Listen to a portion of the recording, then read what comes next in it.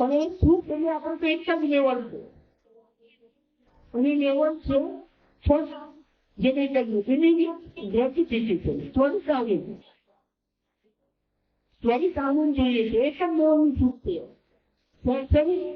satisfaction જેને કહી છે સપોઝ કોઈ ગુલાબજાંબુ ભાવે છે તો ગુલાબજાંબુ મને જાય છે તમને તે શું ખાવે છે અને અત્યારે સોશિયલ મીડિયાને જણાવે છે જેને તો રીલ્સ આવે છે ઇન્સ્ટાગ્રામ ફેસબુક એ જોવા ગમે મજા આવે નાના બાળકોને મોબાઈલ આપીને તો લગભગ આખો નહીં જોયા છે અને એવું એવું પણ બની પણ આવે એવું છે નહીં બધી ખાવું બધી ન્યુટ્રાઇટ નથી થતું કેમ કે આનંદ ત્વરિત આનંદ ઇમિડિયેટ ગ્રેટિફિકેશન જેને કહીએ કોઈ એમ છે મને ગુલાબજાંબુ ભાવે છે કે મોહનથાળ ભાવે છે કે બરફી ભાવે ક્યાંથી એક ટકો સપોઝ એવું બની કે આવતીકાલે કોઈ પ્રોગ્રામ છે કોઈ જમણવાર છે ત્યાં બરફી છે ખબર પડે કે મેંગોની લાઈફ છે બહુ ભાવે તો આજથી આનંદ શરૂ થઈ જાય છે જે ઓબ્જેક્ટ તો જોવું પણ નથી હજી તો કાલ સાંજે જમણવાર છે કે કાલે બપોર છું પણ આને કાંઈ રાતે ખબર પડી જાય રાતે ખબર પડે કે જમણવારમાં ત્યાં આપણી મનપસંદની વસ્તુ છે તો રાત્રેથી આનું શરૂ થઈ જાય ઓબ્જેક્ટ જે કહે છે ઓબ્જેક્ટ તો જોઈએ એ સબ્જેક્ટની એક્સપિરિયન્સની જે વાત કરીએ છીએ કે ઓબ્જેક્ટ પછી આવશે પણ આનંદ શરૂ થઈ જાય પછીને સુખ શરૂ થઈ જાય તો કાલે જમણવારથી સારો મારા માટે મને જે કોફી આઈટમ વાનગી બનાવવાની છે ત્યાં પણ કોઈ એમ કે ગુલાબજાંબુ કે મેંગોની આવે કે ડ્રીમ્સ લાગે છે ત્યાં એક વાત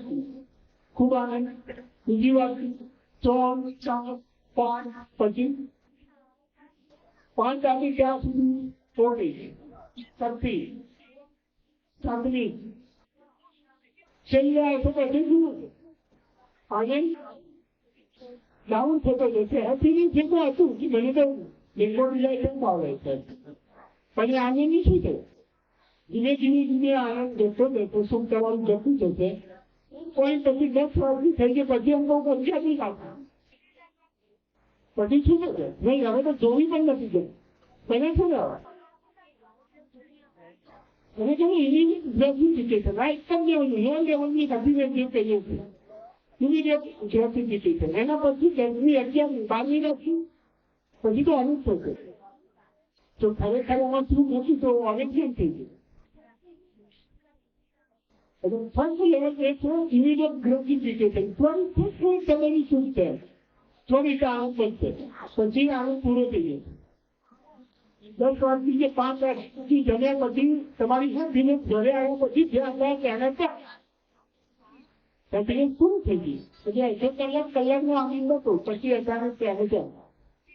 એવું છે મૂવી જોવા જઈએ કે કોઈ બીજે પ્લેન કરીએ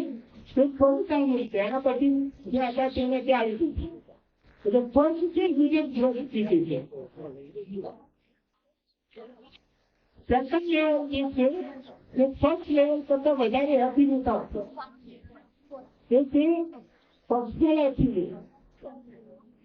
પર્સનલ અચીવમેન્ટ એટલે ફર્સ્ટ આવે છે પર્સનલ અચીવમેન્ટની વાત છે તો ફર્સ્ટ લેવલ કરતાં જેનું સમયવાળો વધારો તે પર્સનલ અચીવમેન્ટ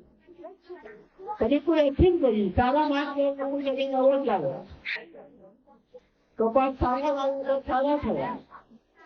તો એની જે અચીવમેન્ટ છે લોકો તમે ચાલે પર્સનલ અચીવમેન્ટ છે એની જે ખુશી હશે લોકો તમે ચાલશે એટલે સેકન્ડ લેવલ જે આવે છે હેપીનેસની કેસમાં એ છે પર્સનલ અચીવમેન્ટ કપાસનો ભાવ સારો મળે તેની જે ખુશી મળે છે લોકો તમે સુધી હોય 2-3 દિવસ સુધી અઠવાડિયા સુધી હોય તે પર્સનલ અચીવમેન્ટની વાત છે કોઈ જગ્યાએ સારો પ્રોજેક્ટ મળી ગયો ધંધા બાબતમાં